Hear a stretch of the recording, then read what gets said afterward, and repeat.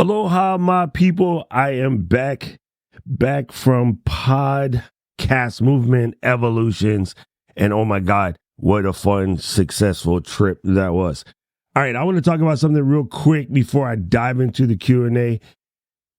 I want to talk about the future of podcasts on YouTube. Man, of all the sessions that I went to, one of the dopest things I went to was a conversation between Steve McClendon and Kai Chuck. Kai Chuck is the director of podcasts at YouTube. And man, their conversation is just super good. Okay, so the nature of the threat as it stands right now is the largest podcast distributor in the planet right now is YouTube and has been for quite some time. However, most people automatically think either Apple or Spotify, which is also funny because most people get that wrong.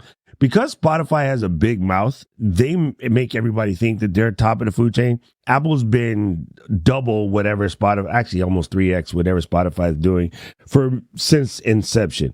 However, Spotify is really good at talking a lot of game and making a lot of noise and making it sound like they know what they're talking about, and they're full of crap. Anyway, YouTube is way bigger, and it has to do with the numbers of people on the platform. And if you understand YouTube in itself, you know there's like 2.8 billion people on the platform.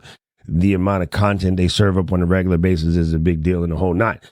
Where everybody is stuck, and I have, oh my God, some insight, which I've been screaming for a while, but they actually came out and said it. So now it's not just Doc saying what Doc feels. This is facts from the horse's mouth itself. Here's why I always thought YouTube was better. Everybody and their mother is still stuck on RSS. And I get the want for RSS because it sounds like when you go on and you subscribe to a podcast, or the new word is follow a podcast by using the RSS feed, you get those automatic downloads to your phone. And that's really good for the podcaster because it has allowed people forever to lie about the size of their audience. Why do I say that? Because you know, right now, you person in the computer, right there, you have podcasts on your podcast app that download, and you haven't listened to that podcast in several months. But depending on your settings, you have anywhere between, say, 3 to every episode of that podcast stored on your phone, and you haven't listened to it in months. So the download numbers have always been a lie. Recently, there were some changes with the way Apple Podcasts, who is the arbiters of everything, adjusted themselves so they no longer give the fabricated numbers. And what happened, a lot of podcasters lost advertising revenue because the truth came out. Like advertisers were paying for false stats, which is why I say vanity metrics are BS in the first place. So now, once the truth came out, a lot of podcasts lost some momentum, lost some money, and then kind of really found out for their own vanity what the truth is about who's actually listening to their podcast. With YouTube, there is no RSS feed like that, because you're going to go to this video like the one you're watching right now. You are going to click on this video like the one you're watching right now, and you're going to enjoy this video. Well, I hope you enjoy it. Please tell me you do down in the comments below. You're going to enjoy this video, and it is an actual real deal reaction. It is a real deal interaction. It is a real deal conversation between you and I here in this moment. There's no fabricated statistics. There are no lies. The analytics are true. Now, I could cheat. I could go to some country and buy, say, another 2,000-3,000 views to this particular situation and even get fake comments. But that stuff never really works, and it all washes out in the end. So the other thing that you're not going to get an automatic delivery, but a lot of people don't know this. You can make an RSS feed for your YouTube channel. You can make an RSS feed for any playlist, if you will. So that kind of exists. But here's where YouTube excels in podcasts. Let me break these down for you real quick. Number one, not a television has been sold in this country or many others for probably the last 7 or 8 years. I'm going to say 5 just so nobody comes at me in the chat. is probably 7 or 8, close to 10, but I'm going to just say 5 because I want to give you no excuse. You haven't been able to buy a TV without a YouTube button on the remote for a very long time. So every television sold automatically has a podcast player built in. There is no podcast player on any TV straight out of the box, unless you have an Android TV to which you can download a player, or something like Apple TV where you can download Apple Podcasts, or Fire TV where you can download the Amazon podcast, but it's not really built into the actual television itself. Maybe the Fire TV because it is kind of semi-built into the Fire Stick. Anyway, the machinations one would have to go through in order to do podcasts on a TV is crazy. Now, here's one thing that's cool. Let's just say I'm listening to Simply Obs and her wonderful podcast, The Morning Minute-ish. But all of a sudden, I get a call. I got to run, right? I can hit pause on the television, run directly to my car, open up the player, and it will continue from exactly there, whether audio or video. Now, you could do that in most audio podcast players, but most video podcast players don't really handle that transition very well. But because of the way YouTube works, especially if you have YouTube Premium, which is at this point, if you don't have YouTube Premium, what are you doing? Anyway, it will leave you in that exact same spot where you left off. The other thing is you could even switch from the video function. Say you're watching this on YouTube podcast and then you run into the car and you go to play it. The audio only will come out of your CarPlay or your Android automatically. There's no buttons to press. It just happens. It's the way it works. So if I were to be watching a video on YouTube and then plug this phone into, I don't have to plug it in, just jump into my car and turn the car on and then continue to play, it just comes through the speakers and then there's a little thumbnail shows up on the screen and, CarPlay action, right? So there's that side of it.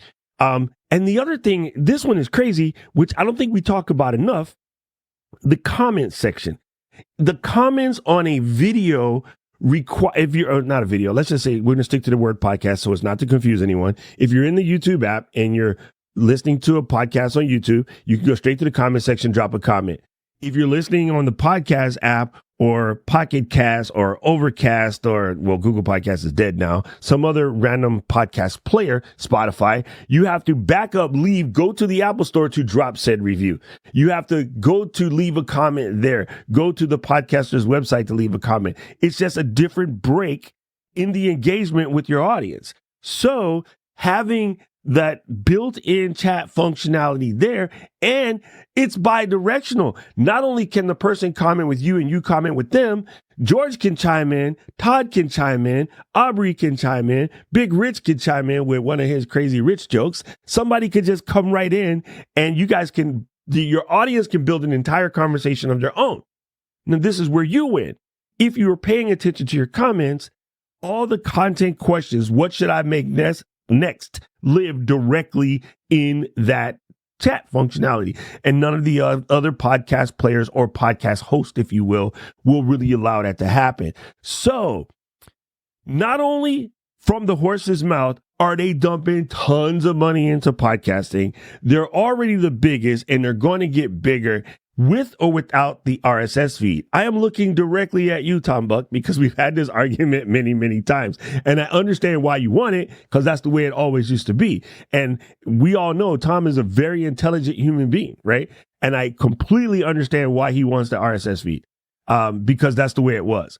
I don't think it's going to remain that way. I don't think it makes that big a difference. And sooner or later, they will add some functionality that allows hosts to come in. As a matter of fact, they've already changed the API, and there's a couple partners in on the new YouTube to podcast host API situation. I know that Libsyn is on the list. I know that I believe Buzzsprout is on the list. I'm trying to grab it where it is. I took a picture of it. But there's a couple of players in the game right now that already have access to the new features that YouTube has added along. So what they're going to do is they know that search is broken. Right now, searching for a podcast on YouTube is problematic. They know that, and they're making some updates to that.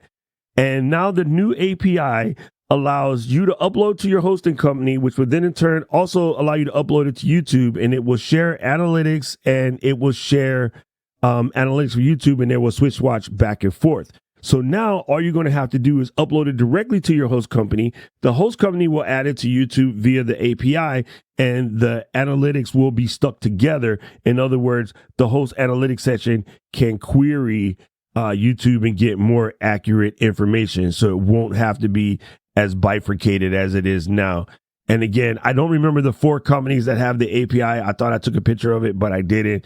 But I know that Libsyn is one, and I believe that Buzzsprout is the other. The other ones will all fall into suit. Right now, there's a beta kind of going on. And once that beta is over with, then it will spread out to people like my favorite host, which is Captivate. I'll drop a link in the description. I just like them. I think they're good. They're good people. And I got a chance to meet Mark at Podcast Evolution after being with him for 2 years and having many conversations with the man on the phone.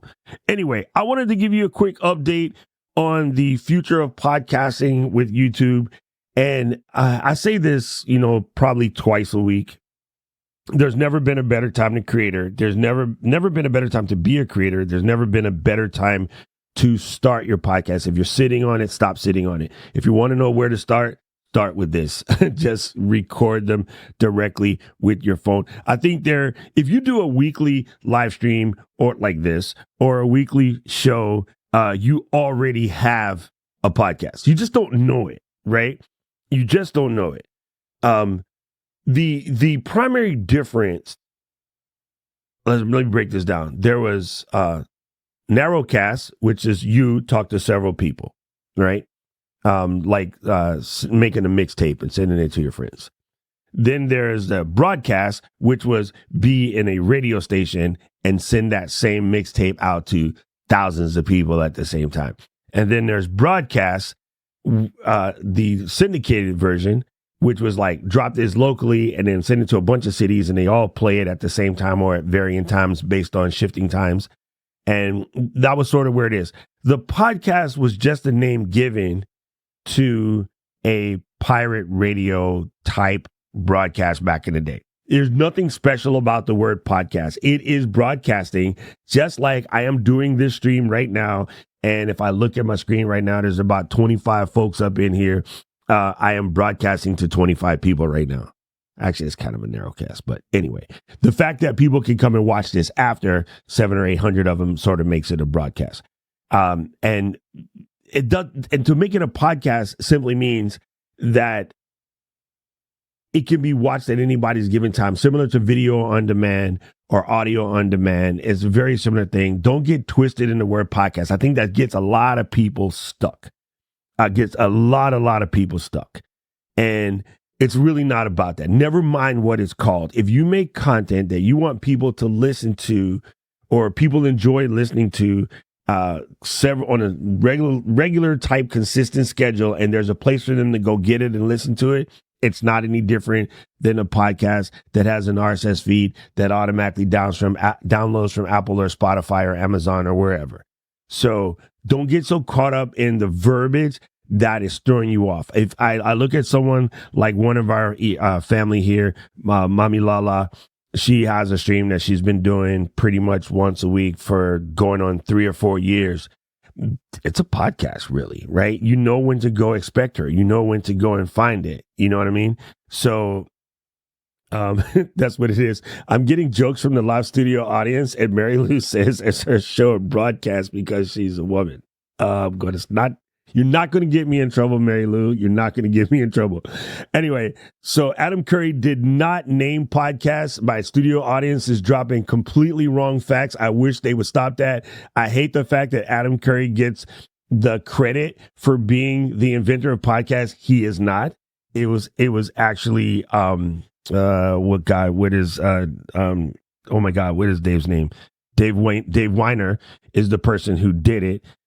Adam Curry just kind of made it popular. So check your facts, homie. We can have that on a different version of the show. We're sticking to what YouTube is doing. So let me give a recap, and then I will jump into my live studio audience to these questions. Again, I do record these sort of live presentations every Tuesday, which allows you to come in and ask questions. If you have questions about anything to do with creating, this is it. But I always start out, and I am now recording the beginning of this show, which you will see as a separate video now. So, you know what I'm saying? I'll show you how to do this thing quickly. We'll talk about that in a different video. Okay. Anyway, so here's the breakdown as follows. YouTube is by far the largest podcast distribution situation on the planet. Period, point blank, in the story.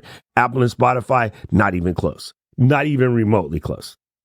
Then the second part is most people from the traditional podcast space are screaming and yelling about wanting to have an RSS feed that would allow a show like this to automatically be sent to Apple and therefore be automatically downloaded. And YouTube says they're going to get around to it, just not yet. But now that I've had a chance to be in this space for a long time, it's really not that important. Please do not let that hold you back from doing your podcast on YouTube. That is just crazy. Don't do that, because most of the people who are actively using, listening to, following, subscribing, downloading your podcast don't even know what an RSS feed, nor do they care. So if people know where to get it and you cultivate your community properly, they will just come and get it. It doesn't have to be automatically spoon-fed to them. As a matter of fact, people who buy smaller phones would prefer you didn't do that because they don't have the space for it. If you're a dummy like me who buys 2 terabyte phones, that's a different conversation. Okay, now the last part is I don't think the RSS is quite as important, but the experience of absorbing your podcast via YouTube is probably the most seamless, especially if you have YouTube Premium. I can watch a video podcast, pause it, jump into the car, instantly switch to the audio podcast, be basically in the same space. It's going to back up 10 seconds, and you have a seamless transition. The other thing that YouTube brings to the table is very good conversations in the comment section that doesn't require you to leave, go to a website, type in a review that only the host can read and only the host can respond to.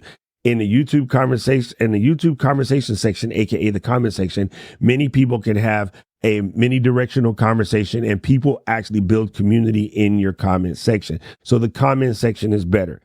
Now, I forgot to mention this one, but I'm going to add this to the recap. It's much, much easier to monetize on the YouTube situation because you don't even need a sponsor per se. Once you have 1,000 followers, you can just rely on super chats, donations, tips. Your merch is instantly tied into the player. If you have, I believe, over 500 people, you can launch a merch shelf. It might be 1,000. I'll double check that.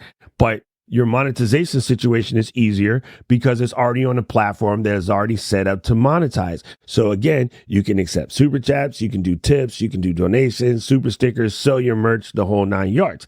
So monetization is better on YouTube as well. So basically, long and short of it, reach out to me if you have questions, but start your podcast and do it directly on YouTube right away, and don't trip about it. Now, I know that a lot of people are a little, say, devious about doing the video version of a podcast because in their brains, audio is simpler. That's not the case. We can have a whole conversation about that at a different time. However, realize if you are going to put something that's audio only, do not just send a single thumbnail. People don't want to see that, and people no longer want to see the little bouncy thing like the thing I have behind my head. You're going to want to go in and grab some B-roll and lay that over your audio in order to make it flow a little bit smoother. And yeah, we'll talk about that more. If you have questions, comments, feedback, drop that down in the comment section below. At this moment in time, the YouTube rhythm is going to show you a video they think you should watch next. And I kind of agree with them. So appreciate you. Here it goes. You on my mind a lot. Don't need no time watch. I don't know how I got you in my pocket spot. Yeah, that's babe, need you every day. You like my oxygen. Make it seem like the barging down. Got my heart no barging in. From the bed to the floor to the couch.